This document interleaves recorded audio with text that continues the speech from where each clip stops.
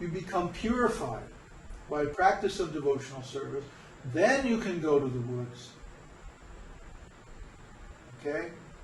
If you can't find a Sangha that's on the level of this retreat, this Master Course retreat, 64 rounds, strict celibacy, strict vegetarianism, and so on.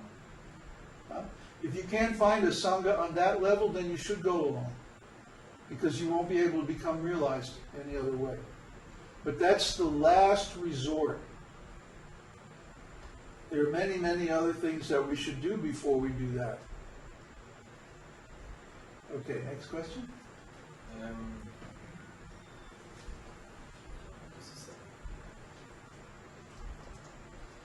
Neville had a question. Prabhupada often said, chant and be happy. Does that mean chant and you will be happy? Or is it two separate instructions? Chant and be happy. Like, or is it a combination? Like Mayor Baba, huh? Don't worry, be happy. That's his whole teaching.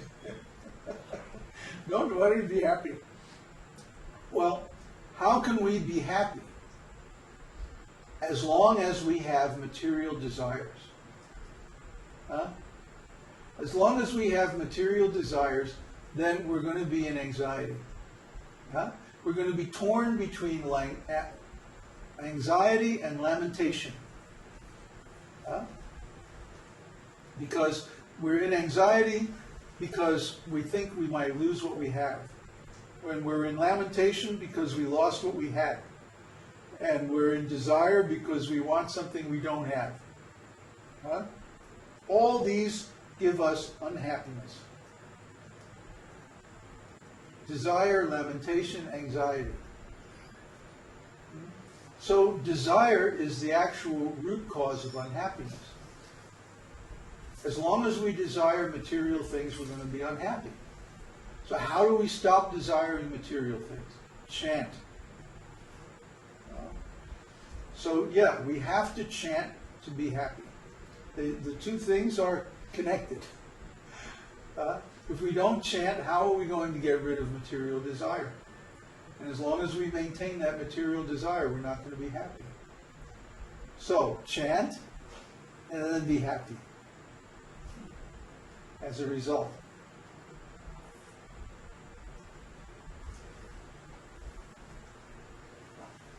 One question? Not yet. Oh, they understand everything. That's great.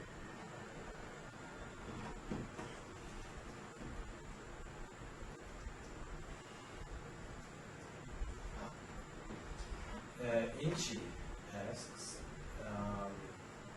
in January 2002, after 6 months solitary meditation retreat, after journey that you started in 1971, did you came face to face with God? Could you tell how he appeared to you, or is it personal information? Well, it's pretty confidential. I don't like to go into details. You can listen to my song, You Will Attain Me. That pretty much describes the whole thing. I don't want to go into more detail than that. Not publicly, anyway.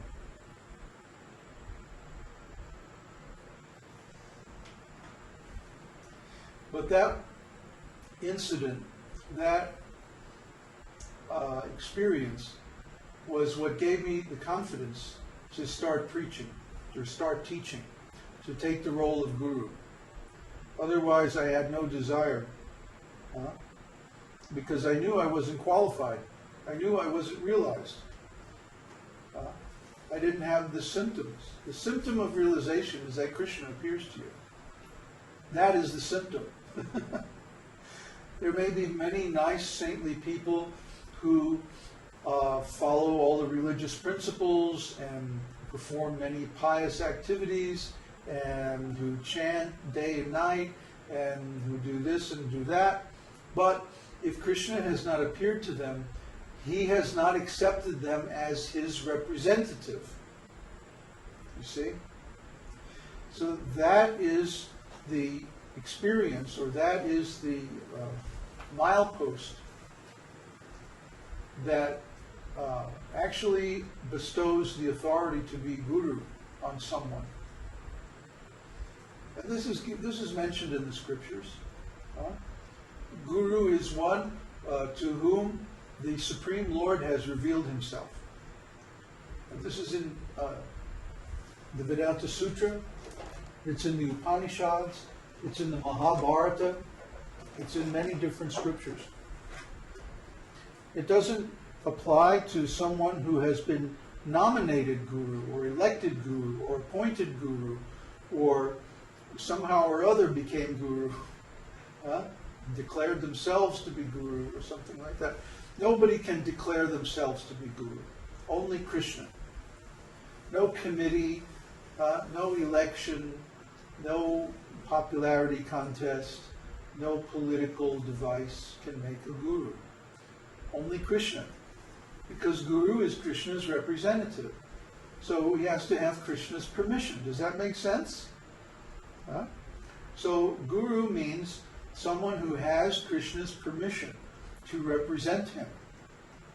He has the authority, the authorization rather, to represent Krishna. The real guru is very rare. It's only someone who has attained complete self-realization. But the world needs more gurus. So we're trying to help people attain that state. That's our mission. And we have the highest standards, because only the highest standards will work. Krishna will only appear to those who completely purify themselves of all material desire, of all material activities. Therefore, our program is stay where you are, perform devotional service according to the rules and regulations, and then when you're ready to make the big push for total enlightenment, then you come to the retreat. In the meantime, help out, support, serve, and practice. That's our program. Okay, nevertheless, question about what Kṛṣṇa told Brahmā when he said, "After I destroy the material world, only I exist." Is he excluding the jivas from that statement, because don't all jivas exist eternally also? No, he means his internal potency. That the material world is the external potency. It's a transformation of Brahmā. It's not the original Brahman. I mean, it is the original Brahman, but it's covered by this material illusion that, oh, here is something that exists without a relationship to Krishna. You see, material objects appear to have independent existence. They apparently exist without any connection to anything.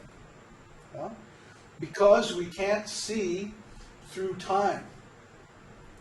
If we could see through time, we would see how the metal for this glasses came from some mine somewhere, and then it was refined and turned into some alloy, and then it was shaped and manufactured into the glasses, and then it was distributed, and then it was sold, and there's so many stages that it went through. And before that, when the earth was created, maybe it was in some molten form, and then before that it was in a gaseous form, and before that, who knows? So this ordinary material object could not exist without all those prior causes in the chain going back to the original creation. Okay?